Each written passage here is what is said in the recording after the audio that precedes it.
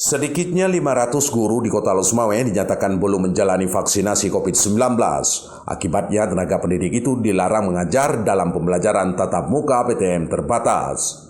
Kepala Dinas Pendidikan dan Kebudayaan Losmawe, Ibrahim Ar-Rahman mengatakan, pihaknya sudah menginstruksikan seluruh kepala sekolah Kepsek untuk dapat mengatasi kekosongan guru itu secara bergantian agar tidak mengganggu proses belajar dan mengajar PBM tatap muka.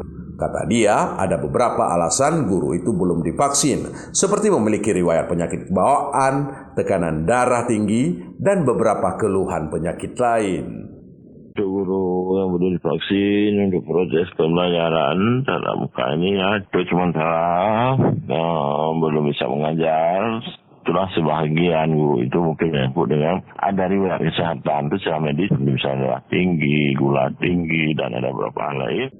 Ia berharap para guru itu untuk segera melakukan vaksinasi COVID-19 untuk kelancaran PTM terbatas yang sedang berlangsung di sekolah. Setelah sebelumnya pada pekan lalu, Pemko Losmawe menghentikan pembelajaran tatap muka di sekolah pasca pemberlakuan pembatasan kegiatan masyarakat PPKM level 4. Dari Kota Losmawe, Erwin Jalaluddin melaporkan untuk KBR.